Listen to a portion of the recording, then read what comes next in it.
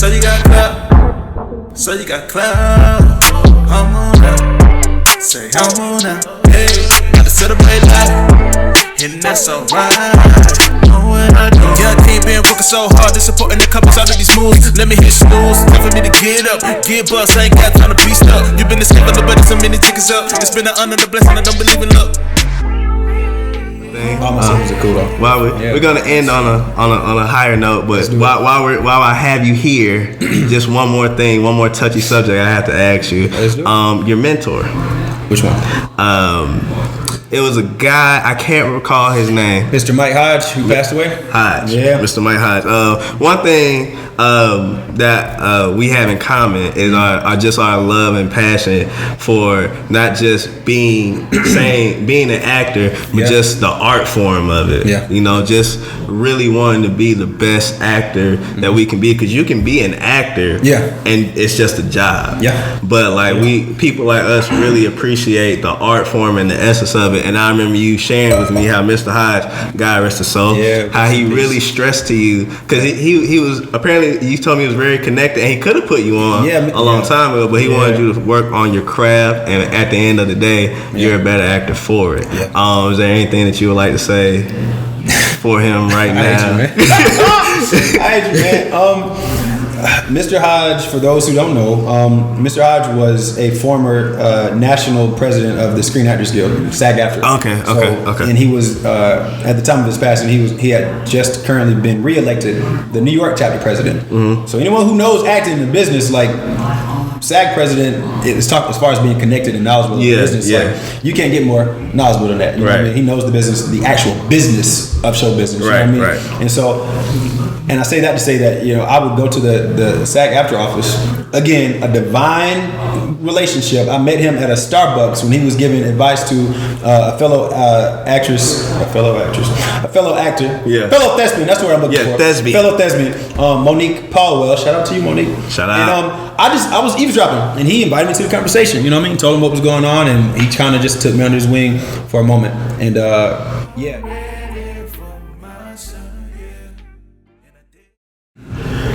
When you're ready. Yeah, as I was saying is that he basically would not name drop, but he would just tell his experiences as president and, you know, various roles he's done throughout his career. And one of the names he would mention was like Felicia Rashad or Lupita becoming a SAG member, just stuff like that.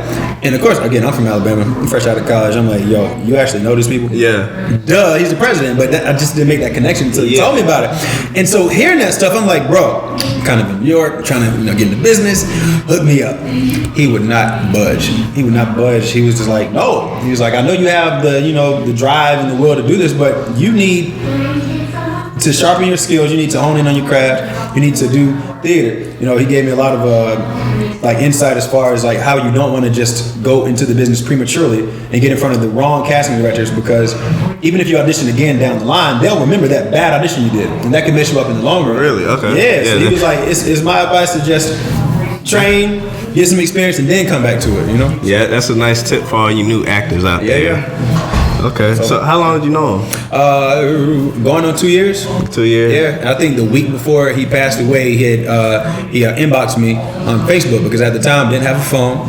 Struggling artist, I'm just using Wi-Fi everywhere. Everyone knows I didn't have a phone number. Yeah, Sean constantly doesn't have a phone. I'm resourceful, bro. I'm like, you know what? Do I want to spend this $70 on a phone bill every month, or do I just want to download an app and just use the Wi-Fi and just sacrifice, man? So anyway, he wrote me on Facebook. And he was like, yeah, I just was reelected for, the New York chapter Screen Actors Guild president. Mm-hmm. And he was like, the next time you see me, just call me Sir President or Your Highness or something.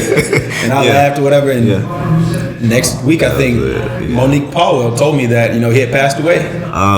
So you heard it through her. Yeah, the woman I actually, introduced him through. Yeah. Dang, that sucks how that came full circle, doesn't it? And now I just did my first Screen Actors Guild, role, credited role. Yeah. Got paid for it. I got credit for it. We just wrapped that yesterday. And I'm like, I wanted so badly to call Mr. Mike and say, hey, man, I stuck with the journey. I'm actually now getting my way up there. And he ain't here to hear, but it's all good. It's all good. Shout out to Mr. Hodge, man. He knows what's going on. I gotta ask you. Unbowed, what's up? Was that your first directorial project? Or? Yeah, officially, yeah. Officially? In undergrad, I was the creative director for a lot of stuff. You know what I mean? Like student film? Not really a student film, but the 101 Elite Men, which I was a part of, we had promotional videos for different events and parties. But that was my first time a script. We're producing a short film. Yeah. So it would have been, or it's gonna be, my directorial debut. Okay. Yeah.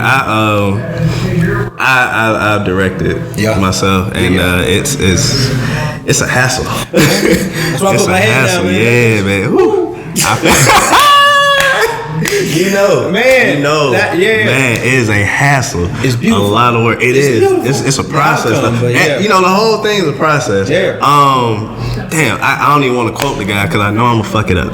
But I was watching a documentary, and a guy who's legitimately in the film industry was like, a film making a movie is like a clusterfuck. Got that on the mic too. I'm back. But he was saying how making a movie is just a big ass clusterfuck, and I understood him on that because being the head of a whole project is going to cause you a lot of headaches. So what's the? Can you tell us a little bit what the film is about? And what was your process as a director? What was that like? Ingrid Jordan and myself. Shout out to Ingrid. Yeah. She's where her life, her background, her childhood, her upbringing. Okay. That was the inspiration for the film. Long story short, we decided to go forward and work together and produce a film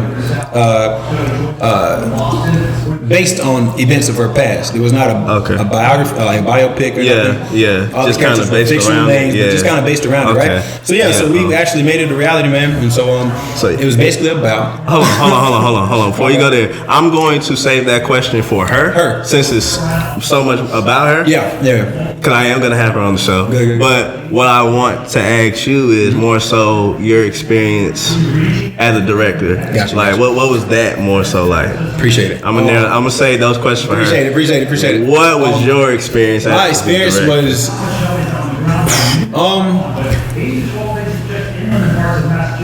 after the headaches that come along with it, being in your first project, securing locations, wardrobe, and of course we don't have this huge budget, so we're not delegating responsibilities to random people who we're paying. We kind of doing it all on our own. Right. And so, that was a task, man. That was challenging. But I would say the most rewarding part of that process, that whole experience, was legit working with actors who have agents. They have rep. There's a lot of them are part of the union, and me, our project. You know what I mean? So that was kind of getting the chest. Yeah. But the challenges came with. Honestly, the challenge came with figuring out the terminology to use to clearly direct the talent and let them know what it is that you kind of want, if that make any sense. Yeah. Versus, I get it.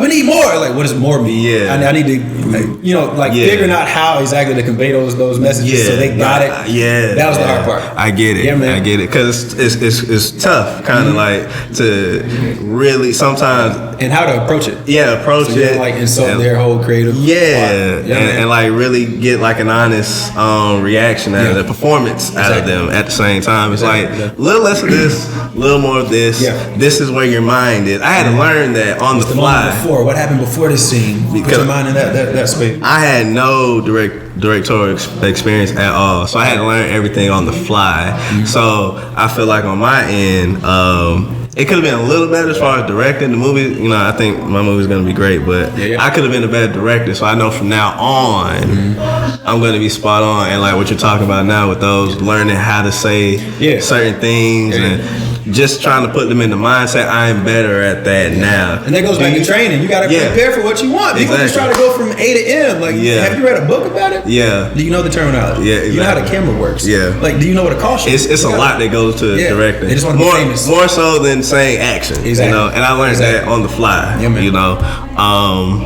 What are you gonna keep? Is that something that you continue? Oh yeah, I promise I'm gonna get my Spike Lee Ava DuVernay on one day. I feel that. I mean, within the next 2 years, I'm probably gonna produce something else like that. Okay. Yeah, man. All right, you do my film, I do yours. Gonna do it like that. Oh, let's do it. Let's do it. All right, y'all heard it. I got him on camera.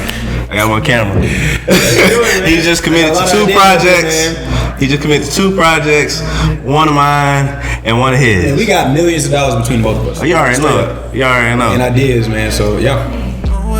Young team been working so hard, they supporting the couples out of these moves. Let me hit snooze, time for me to get up, get bust. I ain't got time to be stuck. You been the skipper, but it's a minute tickets up. It's been an honor, the blessing, I don't believe in luck.